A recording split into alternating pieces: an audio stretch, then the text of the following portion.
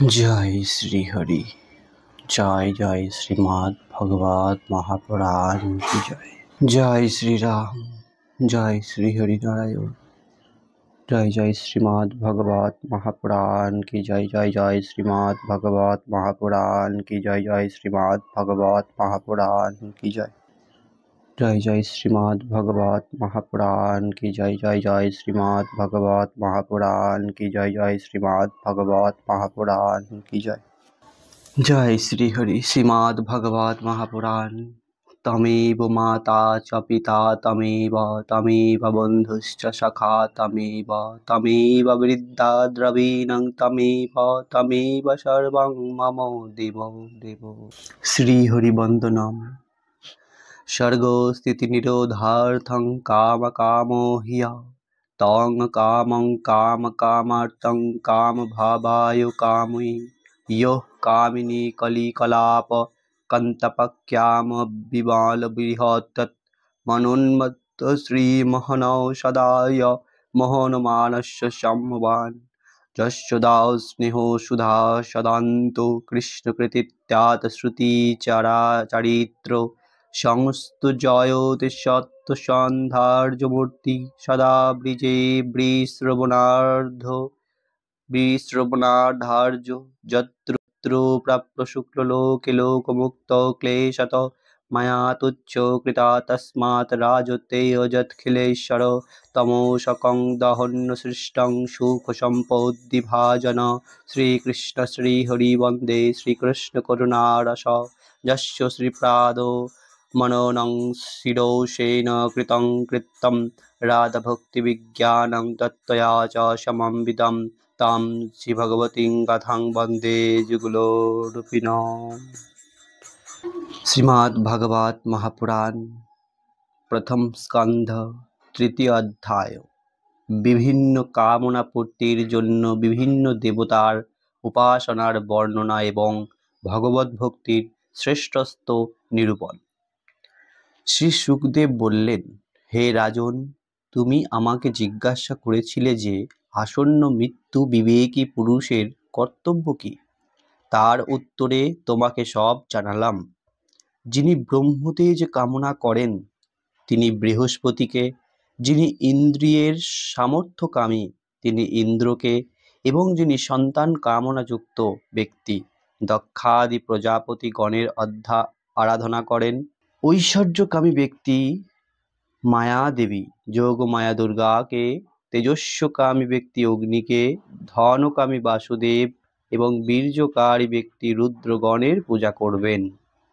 যিনি ভোজ ও ভক্ষ বস্তু কামনা করবেন তিনি অদিতিকে, স্বর্গাভিলাষী ব্যক্তি দ্বাদশ আদিত্যকে, রাজ্যাভিলাষী বিশ্বদেবতাকে এবং প্রজাদের বশ্যতাভিলাষী ব্যক্তি সাধ্যগণের আরাধনা করা উচিত। আয়ু লাভের ইচ্ছায় অশ্বিনী কুমারদ্বয়কে, পুষ্টি কামনায় পৃথিবী দেবীকে এবং প্রতিষ্ঠা কামনায় লোকমাতা পৃথিবী ও দৌ অর্থাৎ আকাশকে পূজা করবেন। সৌন্দর্য লিপ্সায় গান্ধর্বদেব, স্ত্রী কামনা হলে উর্বশী নাম্নী অস্পরাকে এবং সকলের উপর প্রভুত্ব কামনায় ব্রহ্মার উপাসনা করবেন। যশের কামনা হলে যজ্ঞমূর্তি বিষ্ণুকে, অর্থ সঞ্চয় কামনায় বরুণ দেবকে, বিদ্যা কামনায় মহাদেবকে এবং দাম্পত্য সুখ কামনায় পার্বতীর উপাসনা করবেন।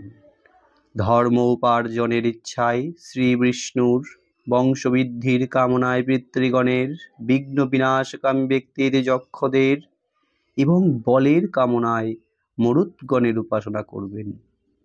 রাজ্য কামনায় মন্বন্তরাধিপতি দেবতাদের, অভিচারের ইচ্ছায় নির্ধ্যাতিকে অর্থাৎ শত্রুবধ কামনায় রাক্ষসের ভোগ লিপ্সায় চন্দ্রকে এবং নিষ্কাম অর্থাৎ বৈরাগ্য কামনায় পরম পুরুষ শ্রী ভগবানের উপাসনা করবেন।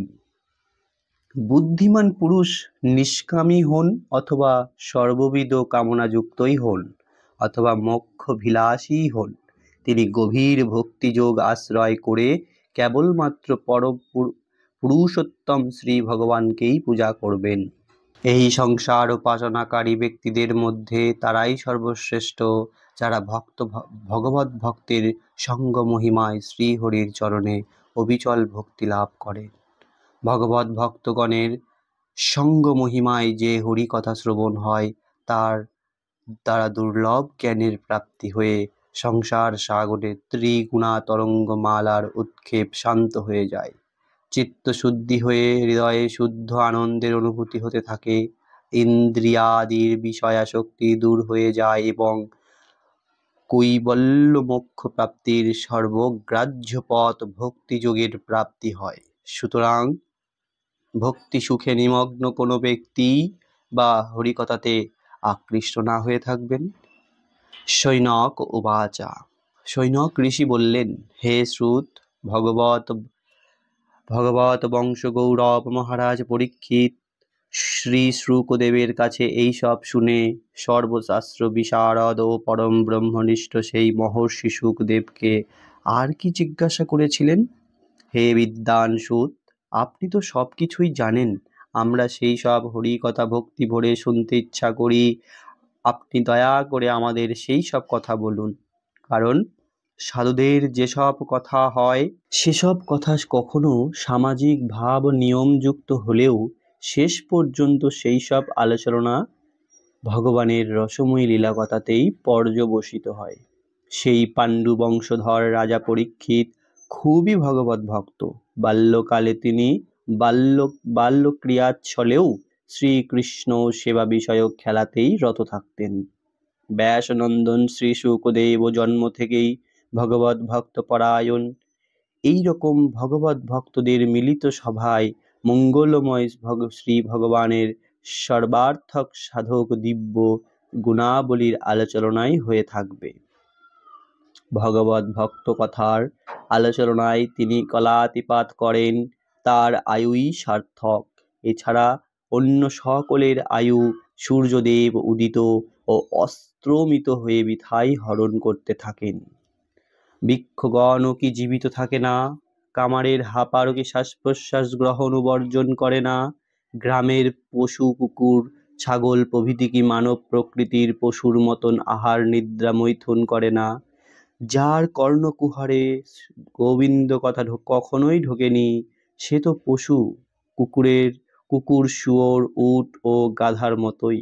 হে সুত, যে মানুষ কোনোদিন হরিকথা শোনে না, তার কর্ণপটু কেবল ছিদ্র মাত্র। যে জিহ্বা কৃষ্ণলীলা কীর্তন না করে, সেই জিহ্বা ভেক জিহ্বার সমান। তা না থাকাই ভালো। যে মস্তক কখনো গোবিন্দ চরণে অবনত না হয়, ঐষ্ণীয় মুকুটাদি পরিশোভিত, সেই মস্তক শুধুই বোঝা মাত্র। যে হাত কখনো গোবিন্দের সেবা পূজা করে না, সেই হাত কাঞ্চন ও কঙ্কণে পরিশোভিত হলেও মৃত ব্যক্তির হাতেরই সমান। যে নয়ন যুগল ভগবানের মূর্তি অবলোকন করে না, মানুষের সেই নয়ন ময়ূর পুচ্ছে চিহ্নিত নয়নের মতোই নিরর্থক। চলৎশক্তি সমন্বিত মানুষের পদযুগল যদি ভগবান শ্রীহরির পুণ্যক্ষেত্র সমূহে পরিভ্রমণ না করে, তবে সেই পাদদ্বয় বৃক্ষ মূলের মতো জড় পদার্থ মাত্র। ভগবত ভক্তের চরণধূলি যে মানুষের মাথায় কখনো স্পর্শ করেনি, সে জীবদ্দশাতেই মৃত। শ্রী বিষ্ণুর পাদ সংলগ্ন তুলসীর গন্ধ ঘ্রাণ করে যে মানুষ আনন্দিত না হয়, সে মানুষ শ্বাস প্রশ্বাস গ্রহণ করেও শ্বাস রহিত শবতুল্য। হে শ্রুত, ভগবত ভক্ত কর্তৃক কৃতিত্ব শ্রীহরির মঙ্গলময় নামের কীর্তন শুনে যার হৃদয় দ্রবীভূত ও তার প্রতি আকৃষ্ট না হয়, সেই হৃদয় পাষাণের মতোই নিষ্প্রাণ। শ্রীহরির নাম শ্রবণে বিগলিত হলে নয়নে প্রেমাশ্রু ও শরীরে রোমাঞ্চ প্রকাশ হয়। হে প্রিয় সুত, তোমার কথা সমস্ত কথাই আমাদের হৃদয় মধুর রসে পরিপূর্ণ করে দেয়। সুতরাং হে ভগবত ভক্ত শ্রেষ্ঠ, আত্মবিদ্যা বিশারদ, আত্মতত্ত্বজ্ঞানী, ব্যাসনন্দন শ্রী শুকদেব মহারাজ পরীক্ষিত কর্তৃক উত্তম রূপে জিজ্ঞাসিত হয়ে তাকে যেসব কথা উপদেশ দিয়েছিলেন সেই সবই কৃপা করে আমাদের বলুন। ইতি শ্রীমদ্ভগবতে মহাপুরাণে परमहंस संहितायां द्वितीयस्कन्धे तृतीयोऽध्यायः समाप्तो। जय।